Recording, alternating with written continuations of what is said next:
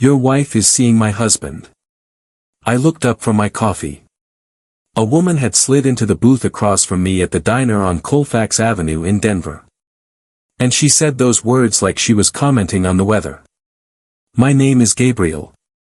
I was 33 years old, working as a project coordinator for Stonepine Holdings, a commercial construction firm. I had been married to Megan for 6 years. And until that moment, I thought I was just having breakfast alone because my wife had an early meeting. The woman across from me was striking. Dark hair, sharp green eyes, and the kind of confidence that made you pay attention whether you wanted to or not. She wore a fitted gray blazer and earrings that caught the morning light. Excuse me. I managed. You're Gabriel. I'm Audrey. And your wife Megan has been sleeping with my husband, Jason, for the past 4 months. She tilted her head slightly, watching my reaction like she was studying it. I set down my cup. The diner sounds faded. The clatter of plates, the hum of conversation. All of it went quiet in my head. How do you know who I am? I followed Jason one night. Saw him meet your wife at a hotel off Spear Boulevard.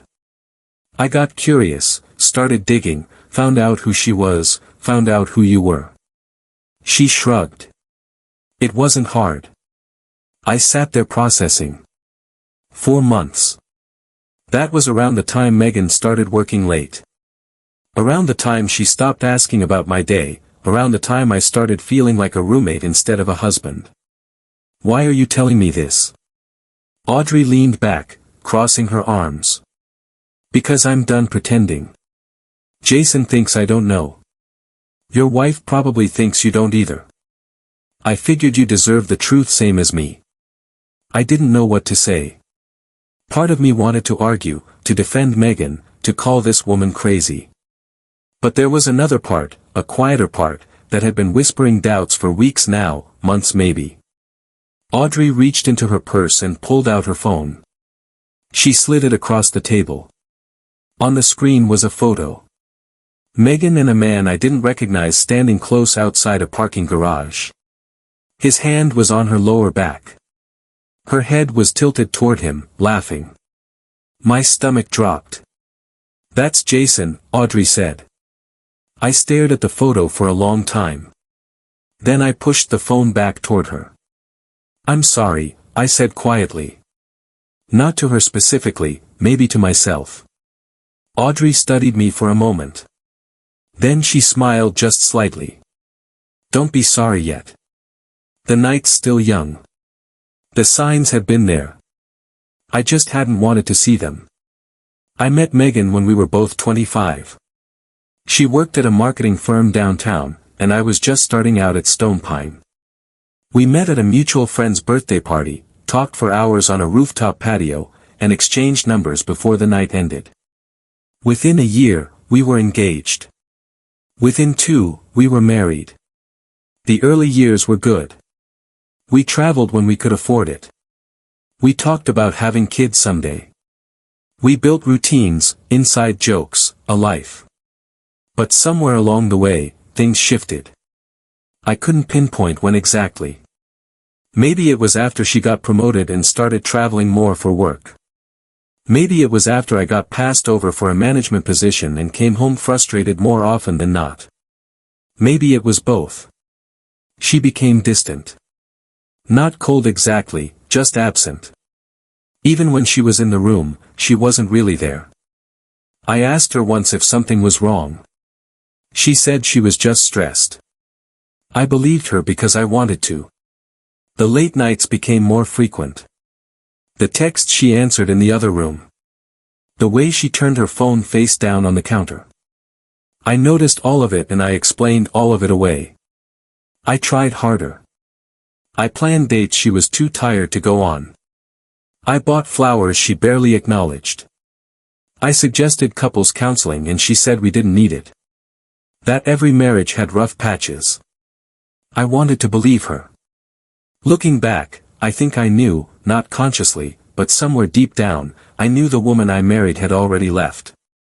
Audrey watched me as I sat there in the diner, lost in my own thoughts. You okay? She asked. No, I admitted. But I'm not surprised either. That's the worst part. She nodded slowly. I felt the same way when I found out. Like I'd been holding my breath, waiting for something I already knew was coming.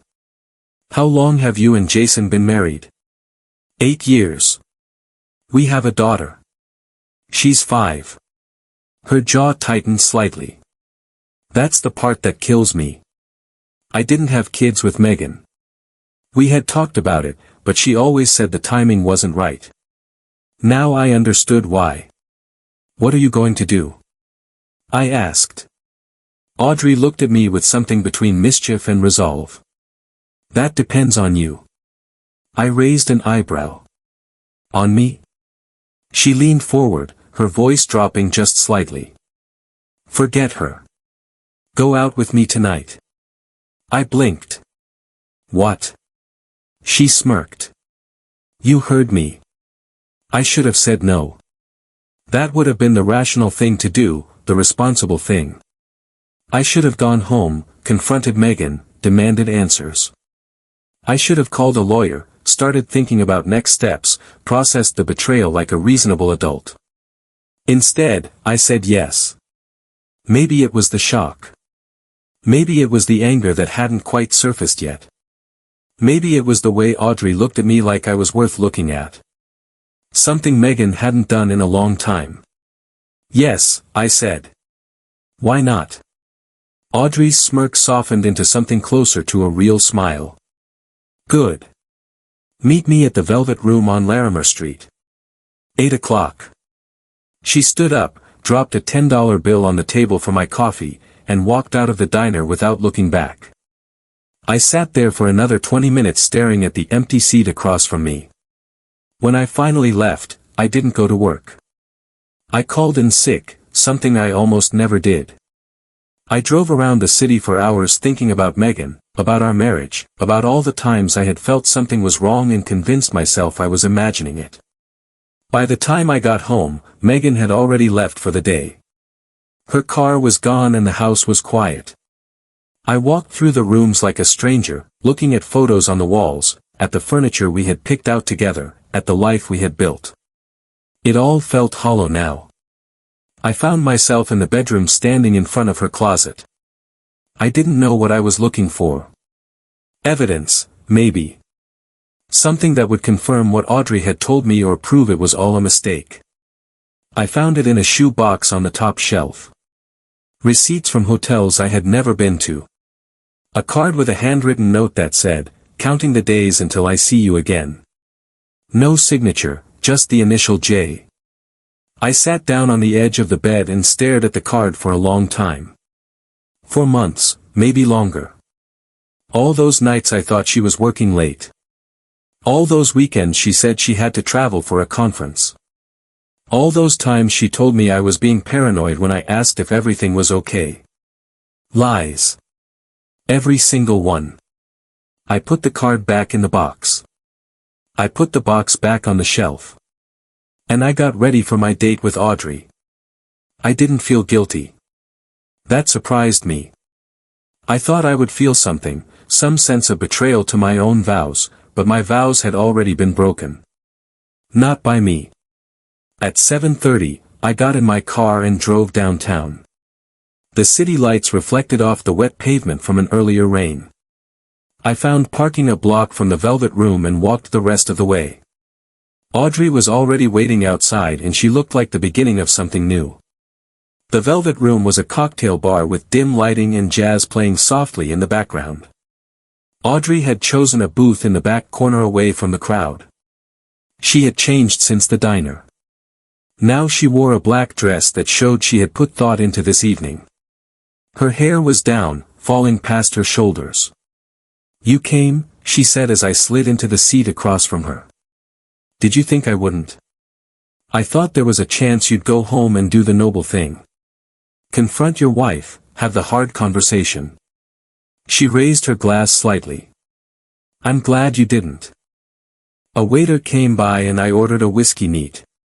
When it arrived, I took a long sip and let the warmth settle in my chest. So, what is this? I asked. Revenge? Audrey considered the question. Maybe partly, but I've been thinking about it all day, and I don't think that's the whole story. She traced a finger around the rim of her glass. I think I just wanted to feel something real, something that wasn't pretending. I understood that more than she knew. How long have you known about Jason? 3 weeks. I hired a private investigator after I found a receipt in his jacket pocket. Hotel room, 1 night, paid in cash. He said it was a business expense that got misfiled. She laughed quietly.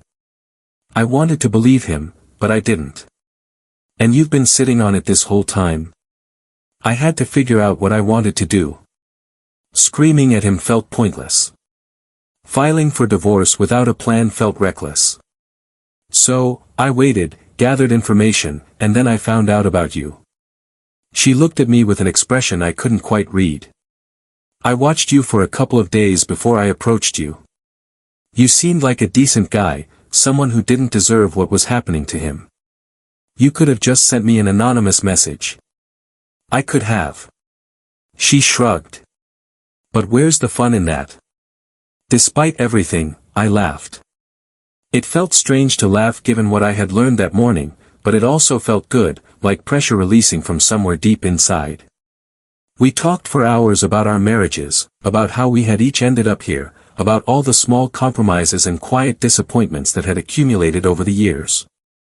Audrey was sharp and funny and didn't sugarcoat anything. She had a 5-year-old daughter named Ellie who was staying with Audrey's mother for the night.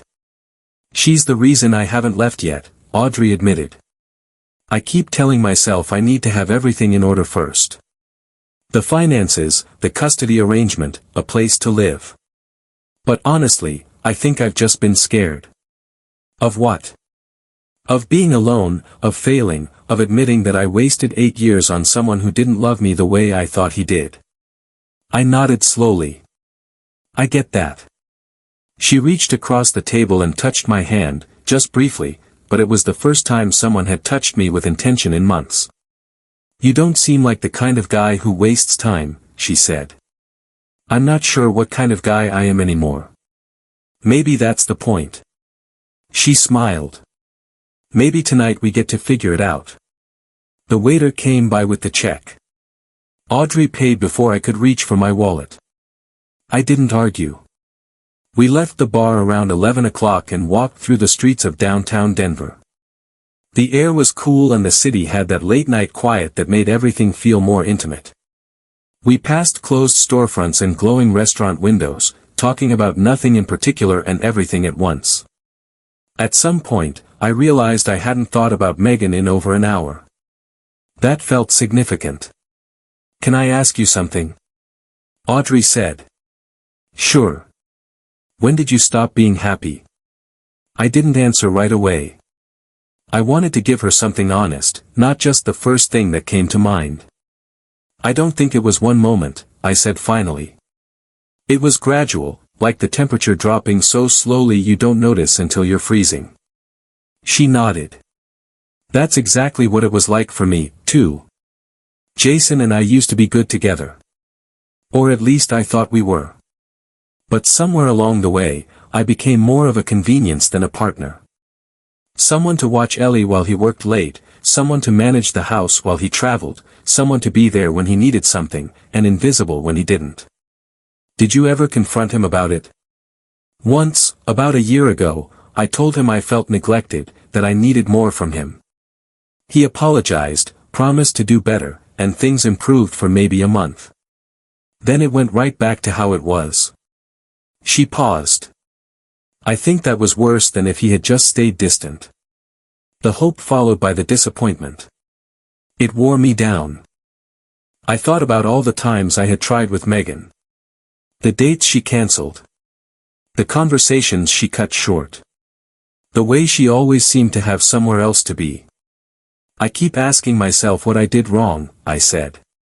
What I could have done differently. Audrey stopped walking and turned to face me. You didn't do anything wrong. Neither did I.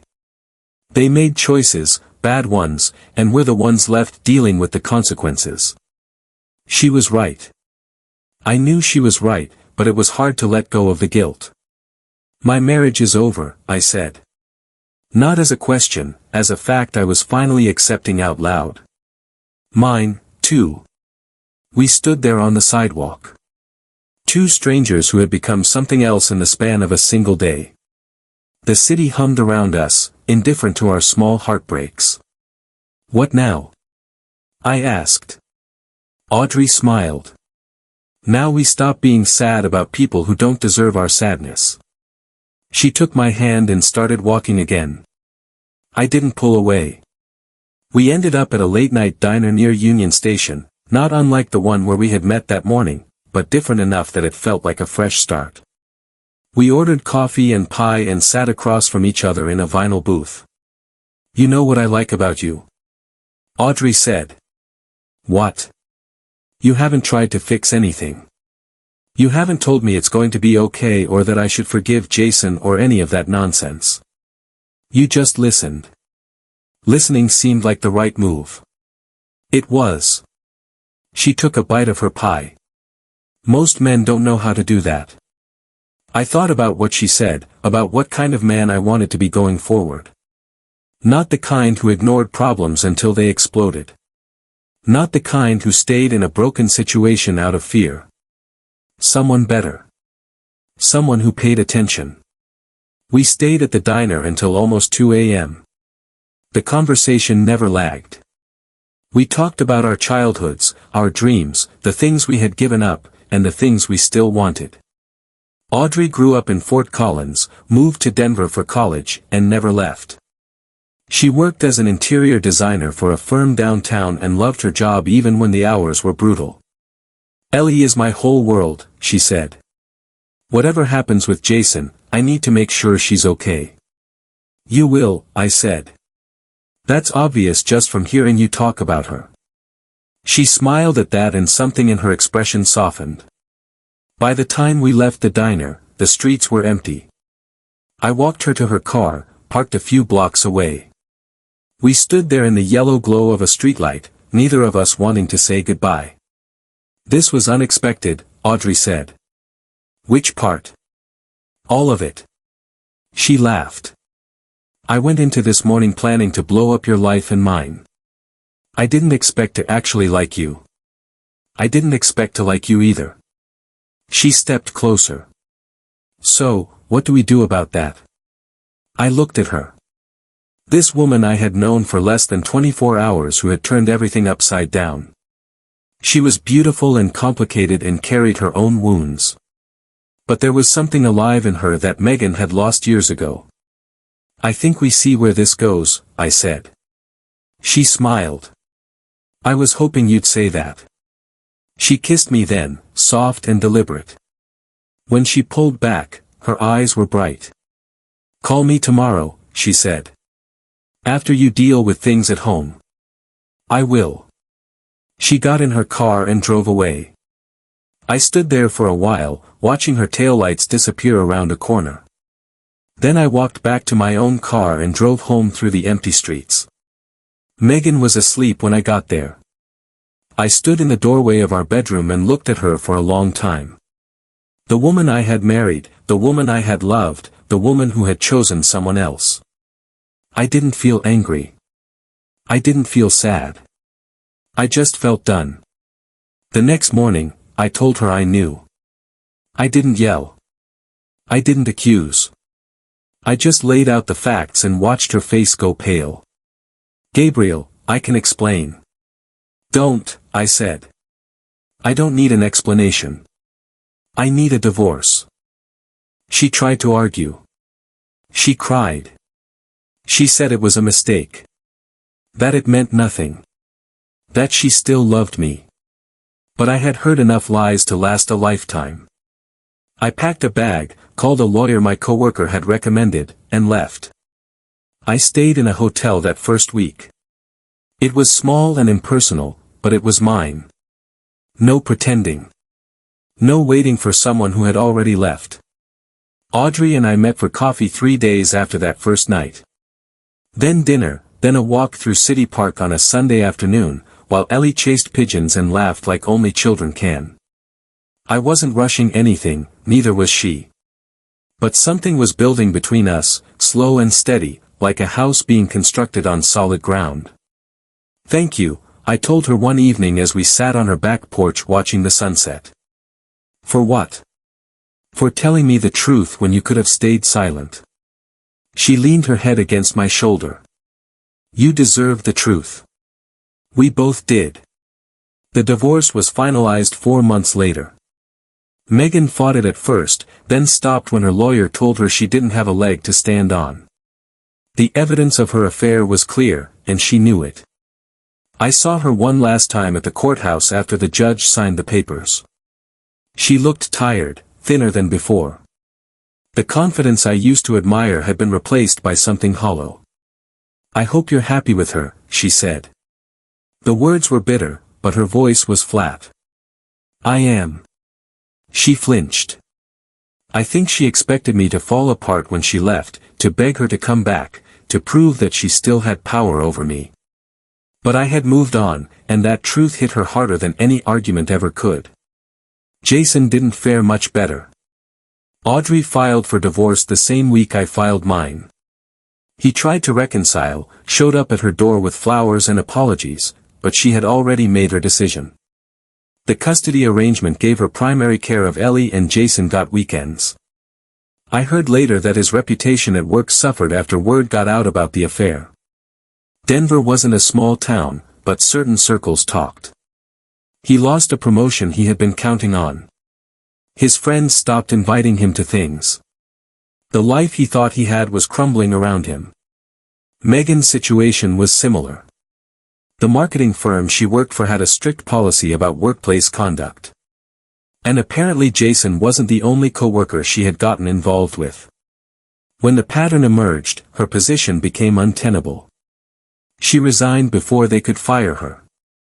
They had both gambled on never getting caught. They lost.